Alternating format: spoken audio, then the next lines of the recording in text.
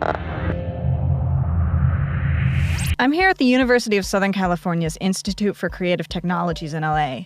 Since it was founded in 1999, ICT has been where people go to research how we might teach, learn, move, and talk in the future. It's where you go to see how things that seemed like science fiction 10 or 20 years ago could become a basic part of human communication.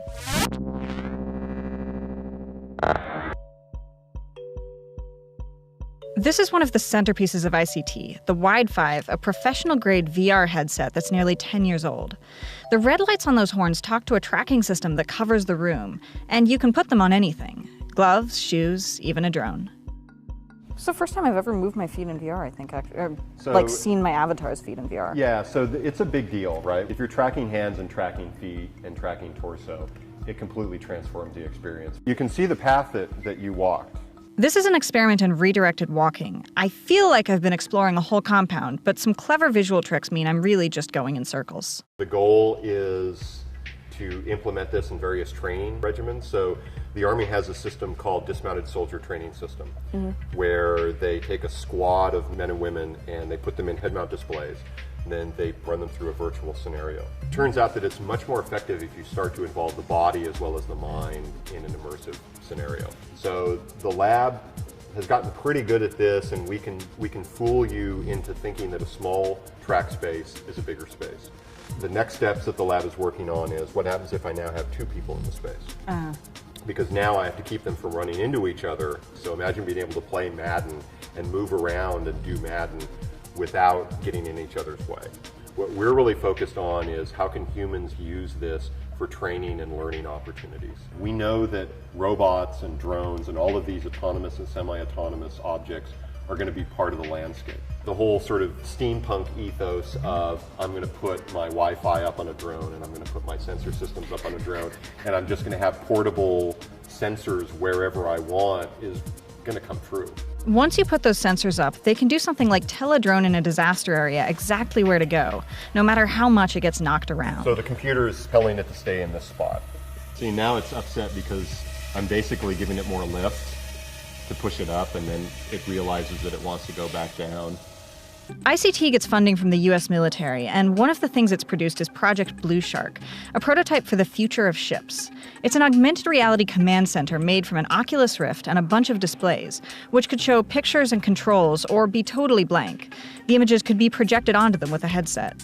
It's supposed to make you feel like you're right up in the crow's nest, even if you're really in a dark room miles away. The actual design would have to be a lot more sophisticated than this, but that's up to the Navy and to future VR designers.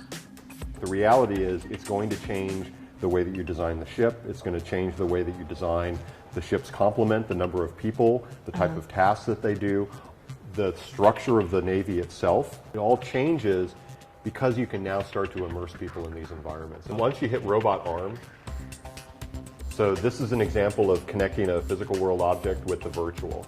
Since we're tracking your hands, you can use gestures to control the arm. These prototypes are never going to go up for sale to the general public, but the effects could trickle down. In the whole sensor market, so wearable sensors, Apple Watch is kind of a bad first generation, but Apple will evolve it and get it better over time to do a limited set of things.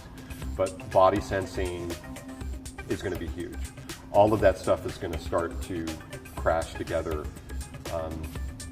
And we'll probably wonder how we got along without it, as long as it doesn't end up becoming Skynet and killing us. Watch out! Even if it's not Skynet, does making military technology raise ethical questions? Any technology has the ability to be used for positive outcomes, and it can be used for negative outcomes. I mean, is it ethical to scan one of our employees and then make him dance Gangnam Style?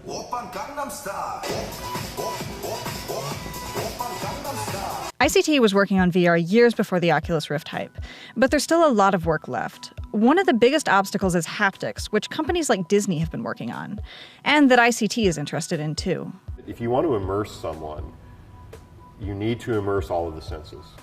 And right now, we're very far along the way on the visual, and we're very behind on all of the other senses. So I think those are areas that are really ripe, but they're really, really difficult problems. If you look around ICT's lab, you can see the past and future of technology, whether that's drones or light field video or body scanning or a predecessor to Google Cardboard. It's tied into everything that we talk about when we talk about virtual reality, augmented reality, and telepresence. And if I came back in a year, I'd probably see even more.